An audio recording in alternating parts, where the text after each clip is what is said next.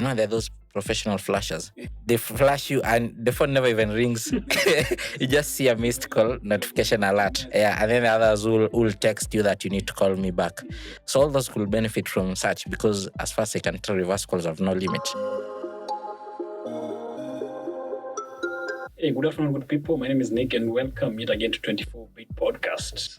In studio, I have Chenze Manuel. Kaluka and Chenze. Yes, guys, I want to talk about the new Safaricom feature in town, the reverse call feature.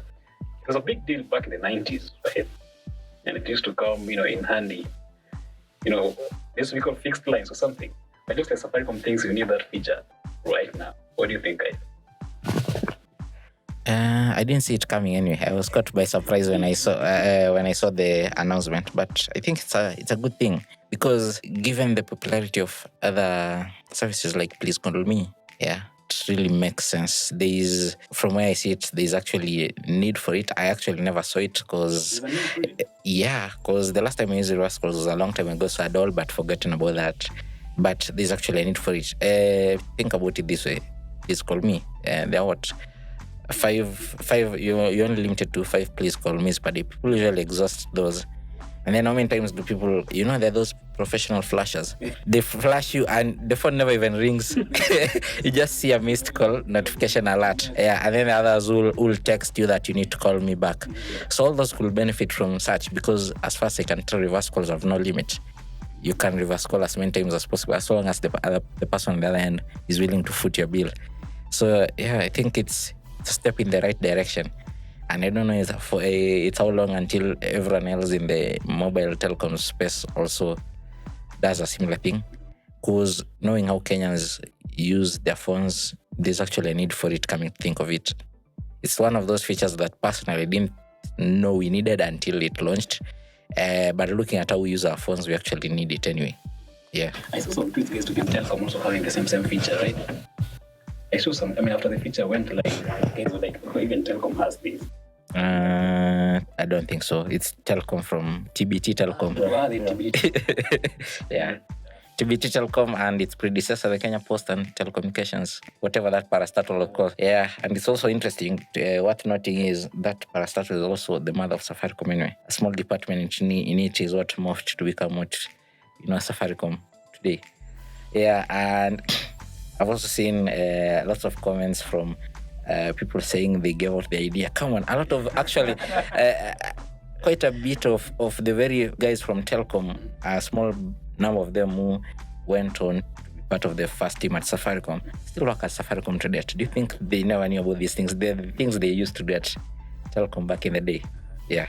I mean, for me, about if we need this service feature, yes, we do, because if you can think about it, there are people who maybe they want to call someone and they don't have the money, so it's you can take advantage of.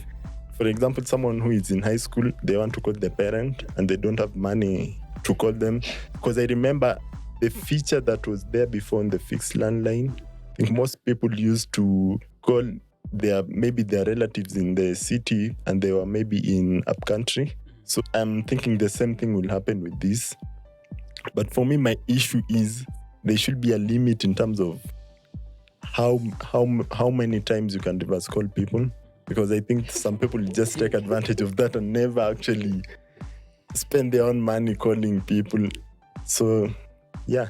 Until slay queens start taking advantage of The good thing is you can reject the call. Yeah. But my issue is, like, if you reject the call and someone, can they keep requesting for the reverse call from me? A limit of, especially for me, I was thinking I should be able to block such calls from my end. So if someone is reverse calling me every day or every few minutes, I think I should have the control of blocking the feature from my line. I don't know what. Some people think it's still not a good idea to have that feature. I think if you're thinking about it from your situation, maybe it may not be a good idea, because maybe you always have money in your phone. You have airtime in your phone, but there are people who don't always have money. So for me, as long as it's not misused, it's not a bad feature. I even saw Nelson have a tweet that is going to court to block this. He sent out a tweet actually on that. I think it's just I mean, I don't know. Is he a populist or? I saw a tweet from him. Yeah, I also saw the tweet. So what will be the basis of the court case? Like, what's the problem? Because as far as I can tell, it's a feature where I can personally decide never to reverse call you. That's fine. And if you reverse call me anyway, I'm not obligated in any way to pick it. When you hang up, since it works like any other phone call, when you hang up, that's it. You don't even need to go to the point of accepting the call and then rejecting to accept the charges. I mean, we've watched these movies where prisoners call home and the call on the other end is informed a prisoner is trying to call you. So you have to accept or not. It should be simple. Actually, some clarification. Telecom did talk about having reverse calls of their own. There's a tweet from them on 18th March 2013. Yeah, which says, back when they were still called Orange Kenya, reverse calls are back. Orange introduces Nisot, a service that enables reverse charge calls within its network. Sadly, until I've only gotten to know about Nisot because Safaricom has rolled out a feature. So this looks like their own marketing problem anyway.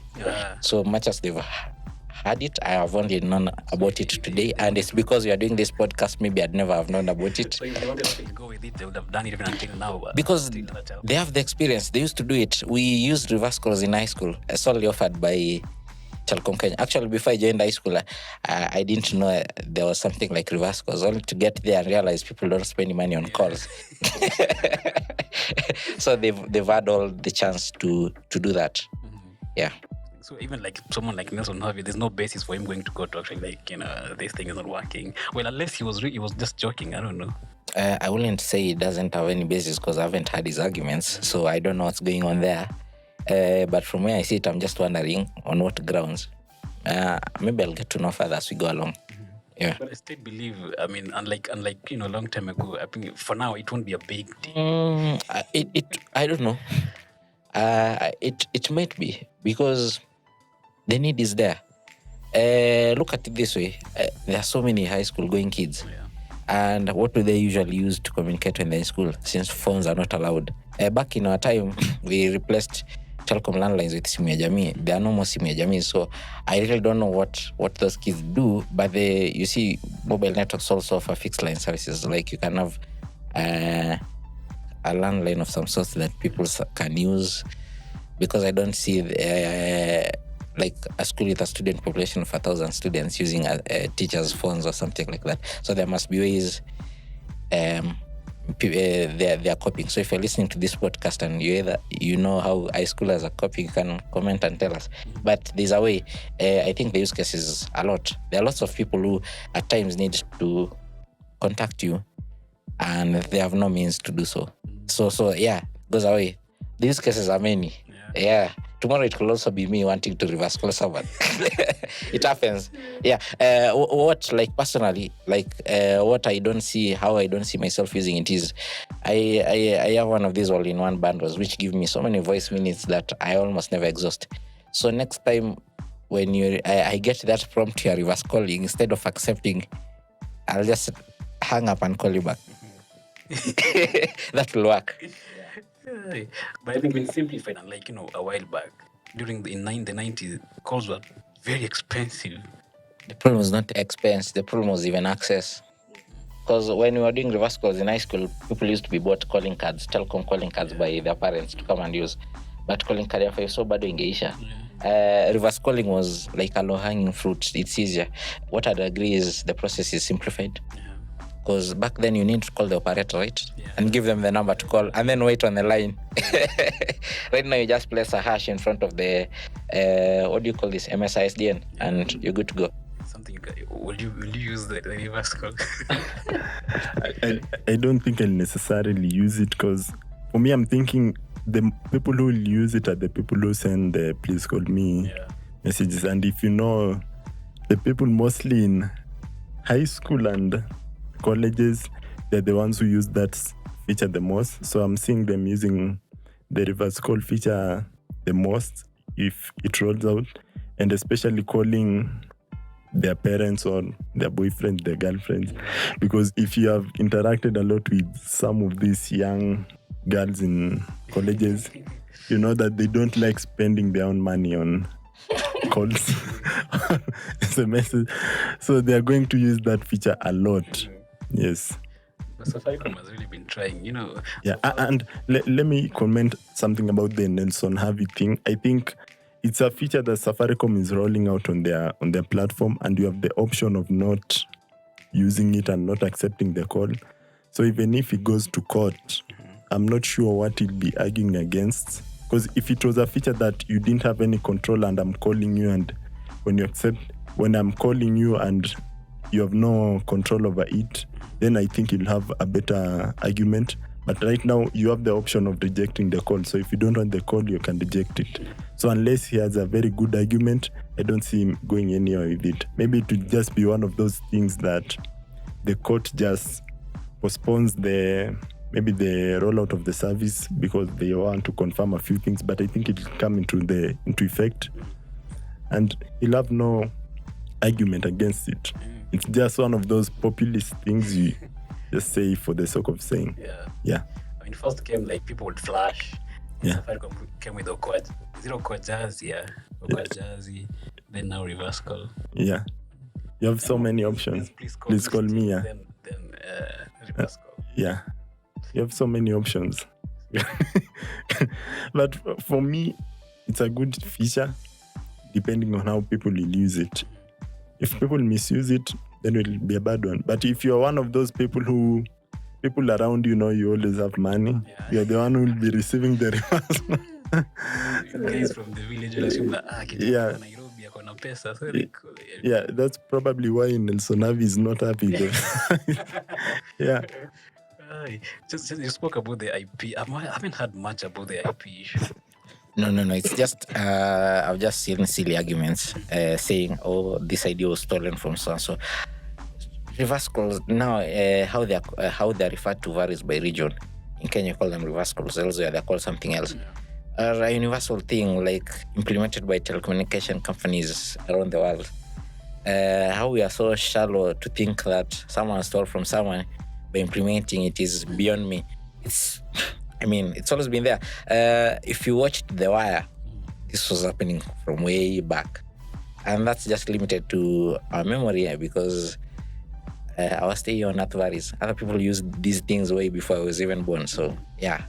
I just found the argument so shallow. And there's even someone who came out to claim they pitched this idea and it's been stolen from them. Come on. That such stories only make for a good laugh, but not really something serious. Because I see it as like a core feature of anyone providing call services. Yeah. And purely it being introduced is not something straight out of the blue. It might have caught some of us by surprise, but it shows some research on the part of whoever is introducing it that there's demand for such a thing. Yeah. Because it's in their best interest for us to be always spending money making calls.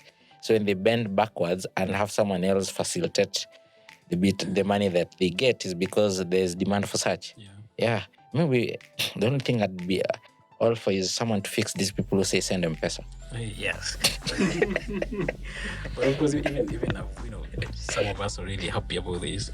Of course, as you said earlier, the issue of it being misused is something maybe we should really be worried about. Yeah, you should be worried about depending on the people you interact with, because there are people, of course, they'll have no excuse of not calling you. They can say, I didn't have money, I didn't have credit. So they can call you and you foot the bill. There are people who will misuse the feature and not want to spend their own money making calls. So that's where I think the misusing will come into effect. But for me, as long as I do have the control, you can misuse the feature, but if I get the call and reject it, you can't do anything about it. And just reject the call. How does it work? Is it you call, then the hash comes after the number? The hash, so you put the hash, then the number, and then you call. What if the other person wants to accept or reject? They have to press, is it one? One, yeah. Yeah. To accept, then they'll get a prompt, I think, and then I think is it a voice prompt, and then they'll press one to accept. Yeah. So you should always be ready to press two. Yeah. I just hope, no, okay, I'm open to people using it on me, but I just hope, because I think I'll press so many rejects. Yeah. Depends on because I think it's like the please call me feature. You get so many of those, and if someone you see it's someone who never calls you, because there are people who they really need to talk to you, but they don't have money at that particular time. And then there are people who never have money at any time. So you are looking at least try once in a while to spend your own money to call. So it's not me always spending my money to talk to you. Yeah. It only work with on-net calls. Yeah, on-net calls. Because I think if you are to incorporate the other networks, it will be a bit hard, because you have to have them on board, because the money is on the subscriber on the other network. But if it's on-net, it's very easy for Safaricom to handle that. If I was calling someone on Airtel or Telcom, so the charges that Telcom charges for Telcom to Safaricom will be applied there. So it can be very confusing. Well, I'm just hoping other networks will do the same. Is this something you see happening in other networks, But people go to other networks for the cheaper call cost. I mean, I don't know. Now that Telcom say I'd announced such a similar feature like 6 years ago. Yeah, I don't see it being such a big deal at all. On the other hand, it might not be in the best interest of those other networks to do such a thing. Yeah, but depends. You see, Safaricom has their numbers. Yeah. So when they introduce such a feature, the impact will be huge, because there are so many subscribers and like there's huge demand for these. That's why they limit please call me to 5. Because if it was 10, people would be exhausting all the 10 anyway by midday. But on the other hand, if there are not that many, or you're already giving away generously voice minutes or whatever bundles that you have, what's the point? I don't know. It's all for the experts on it. Those other telecommunications companies to figure out what their subscribers need. Maybe this works for Safaricom subscribers. Maybe it might not work for you. As at the end of the day, we are all Kenyans, but we are a bit different. So it's all of them and what they know about their customers and what can work for them. It's not like it's a rush that now Safaricom has this, you also need to have it. Because that's what has brought a lot of them problems that they currently have anyway. They can all play to their strengths, and this is the argument I've had for the longest time. Yeah, each one of them can play to their strengths. Like if you're very good at offering data, please offer us. Like Safaricom is terrible with Sambaza data, so allow us to Sambaza data on your network. And if that's the advantage, like data is your biggest advantage, play to it. Yeah. If you look at Safaricom's figures, the ones they announced for the last financial year, still made lots of money from voice calls. Yeah, still one of their big cash cows. So it makes a lot of sense for them to double down on it. So if you're going to imitate them, is it your cash cow? Are you making a lot of money from it? Yeah, exactly. Yeah. But if you're listening to this podcast, just tell us what you think about the reverse call feature. Is it something you can use? Have you used it already? How is it working? Probably the people who use it don't even listen to the podcast. But I hope they do. But yes, I think that's it. My name is Nick, and I blog at techtrends.co.ke. Chenze Emmanuel, 100 Kenya. Kaluka and Chenze, Tekarina. Yes, and we are shooting this podcast from Portable Voices Studios. Thank you so much for listening.